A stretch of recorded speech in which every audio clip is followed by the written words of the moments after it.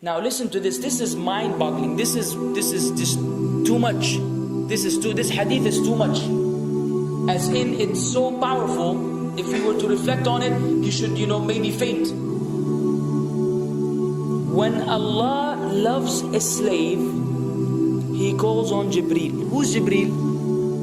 You know who Jibraeel is? The greatest of the malaika, as far as Ahl Sunnah wal Jama'ah. The one whom when the Prophet ﷺ saw, he fainted alayhi salatu wasalam, because of his wings had covered the horizon. Jibraeel, the angel who's responsible for the most virtuous thing, which is conveying the revelation from Allah to the messengers of Allah.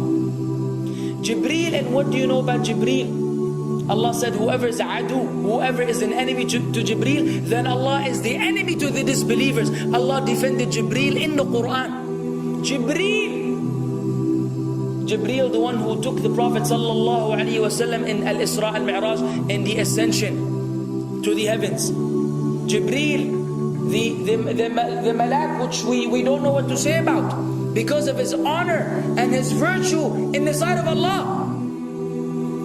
Allah will call on him to share with him the love which He has for you. Allah doesn't need to do this. He could not do this, but Allah likes to do this, so He does it. He says, I love Fulan. Now I want you to think that Fulan is you. Whatever your name is, Ahmad, Mayroob, whatever your name is. Imagine Allah above the heavens, above the throne, in His greatness and His majesty, which is beyond our human comprehension, calls out to Jibraeel to inform him that He loves you. And then only that, فَأَحِبَّهُ, then He commands Jibraeel to love you also. So Jibraeel now loves you. Allah and Jibraeel love you. But it doesn't end there. Jibraeel then will call upon the inhabitants of the sama. Who are they? All the malaika. How many? We can't even count. Trillions and trillions of malaika which Allah created beyond our, again, human comprehension. All of them are commanded simultaneously to love you. First Jibraeel says, Allah loves Fulan, so now you have to love him. Then all of the angels in the heavens love you. Then Allah will place acceptance for you on earth. So people will love you. Not everyone. You may be saying, why do I have enemies? People who love the Sunnah will love you. The people who love Allah and His Messenger will love you. The people who are upon the correct aqeedah and methodology will love you. Other people may hate you because of a problem in them, not because of a problem in you. Because you may say, well, this fasiq, this evil, disobedient person doesn't love me. Don't expect him to love you. He loves people like himself. Who will love you? Righteous people. Righteous people. Well, they don't know why. They don't even know why. You've never even given them $1 or a riyal or a pound. You've never done anything for them. Maybe you scream at them. Maybe you do other things. It's Allah. Why? Because Allah had loved you first, then Jibraeel had loved you first, then the malaika loved you afterwards, then Allah put acceptance for you on earth, so people have no choice but to love you. We ask Allah to make us among them. Now what better than that? What else do you want? What else do you want? What? If you're a person whom Allah loves, in every movement you go, you do, you pray, you sleep, whatever you do, you are among those whom Allah loves and Jibraeel loves and the angel loves. What else do you want, ya akhi? You're guaranteed success in this life and in the life to come. Guaranteed. No way Allah will punish you. No way. No way Allah will punish someone whom He loves. But the hadith doesn't stop. The hadith has a very saddening continuation, which we should seek refuge with Allah from. وَإِذَا أَبْغَضَ عَبْدًا, and if Allah hates a slave, He also calls on Jibraeel. And He informs Jibraeel that He hates this person. So He will command Jibraeel to hate this person. Then Jibraeel will tell the angels to hate this person. Then Allah will put hatred for him on earth.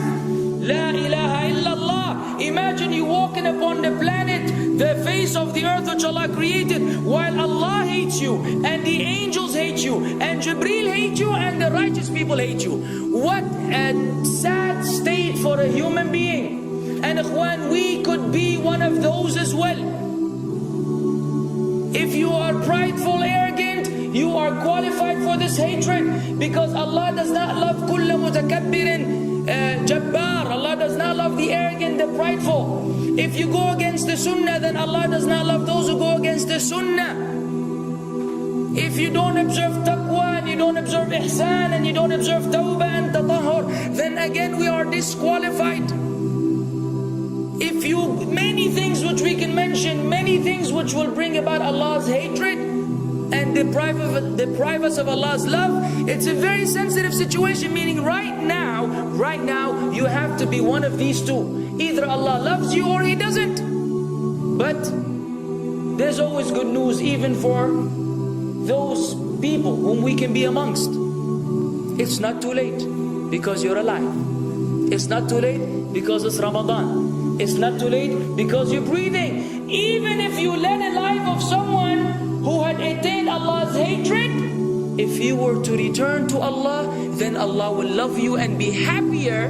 He will be so happy with your tawbah than a man who lost his mount in the desert. Upon it was his food and his drink, and then he waited under a tree for death. And all of a sudden he opened his eyes and he sees his camel or his horse or whatever that was right in front of him. And he gets so happy, he said, Allahumma anta abdi wa ana rabbuka. Oh Allah, you are my slave and I am your Lord. Kufr. He said a statement of kufr, but the Prophet ﷺ said, أَخْطَأَ مِنْ شِدَّةِ الْفَرَحِ. He made a mistake because he's so happy. You know when you're so happy that you may say things against what you want to say?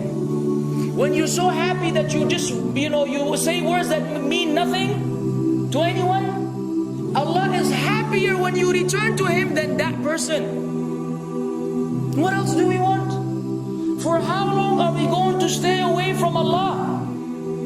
For how long are we going to lead the life of the heedless?